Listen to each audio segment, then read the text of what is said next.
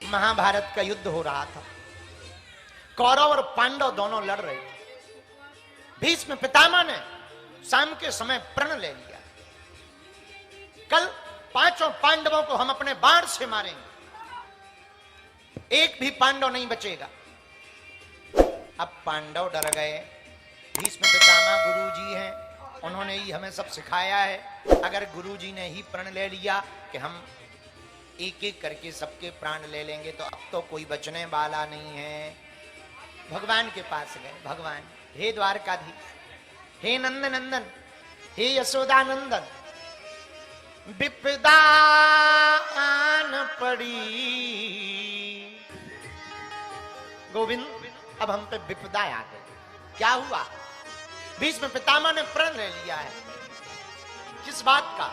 मारने का प्रण लिया। अब वो भीष्म पितामह है, उनकी प्रतिज्ञा दृढ़ संकल्पित है। कहीं ऐसा ना हो कल आवे और हम लोग बच ना पावे, आपकी सेवा नहीं कर पाएंगे। और हमें मरने का डर नहीं है। अर्जुन बोले, सुनो प्रभु, हमें मरने का डर नहीं है। डर इस बात का है कि नाक तुम्हारी कटे, कि जिसके साथ गोविंद थे जब वो भी हार गया तो अब जीतेगा कौन? इसलिए मन में बड़ा डर है। भगवान बोले, चिंता ना करो, रो मत, उपाय है। क्या? रात को बताएं। शाम हुई, थोड़ा सा दिन ढला, रात हुई, अंधेरा छाने लगा, सूर्य अस्त हो गया। भीष्म पितामह के पास भगवान द्वारकाधीश ने जाने का प्लान बनाया, पर गए कैसे?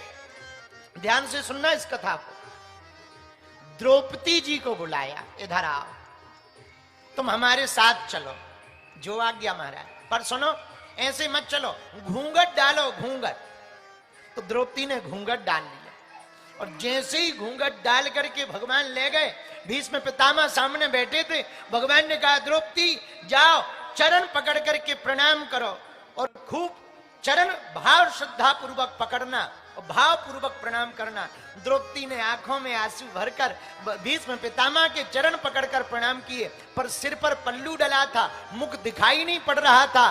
भीष्म पितामह ने हाथों में चूड़ियां देखी और किसी स्त्री को प्रणाम करते देखा। सिर पर हाथ रख करके कह दिया, अखंड सौभाग्यवती भवा। भगवान बोले, जय हो, बहुत बढ़िया रहा, बहुत बढ़िया रहा, बहुत बढ़िया रहा, बहुत बढ़िया रहा। भीष्म पितामह बोले, अरे आप कब आए? बोले, प्रभु बस अब चले आए। तो भीष्म पितामह ने उनको प्रणाम किया, भगवान ने उनको प्रणाम किया। और महाराज सब ठीक ठाक है? भगवान ने कहा, और सब ठीक ठाक है? हाँ सब ठीक है। पर आप इतनी रात को कैसे?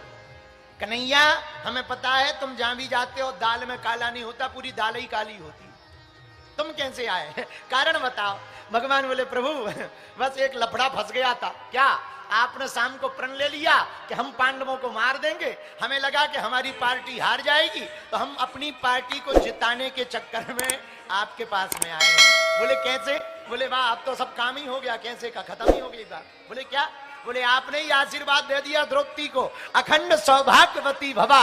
अब आपका आशीर्वाद तो टल नहीं सकता है, अखंड सौभाग्यवती भवा। अब कैसे टल जाएगा? भीष्म पितामह जी बोले, जय हो, जय हो, जय हो। हमें तो पहले ही पता था कि जहां तुम रहते हो वहां दाल काली नहीं, दाल में काला नहीं, पूरी दाल ही काली रहती है। लेकिन अब क्या है, अब तो निकल गया।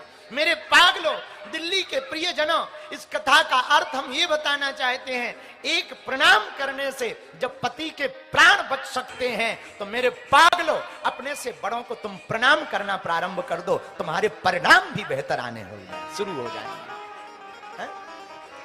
एक प्रणाम कई परिणाम बदल सकता है, एक प्रणाम कई परिणाम बदल सकता। लेकिन कुछ चेले ऐसे होते हैं कि हनुमान जी ही बचाए।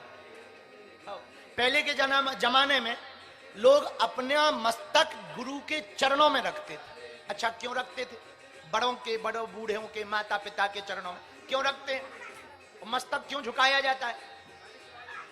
हमको एक ऊ वाले मिले,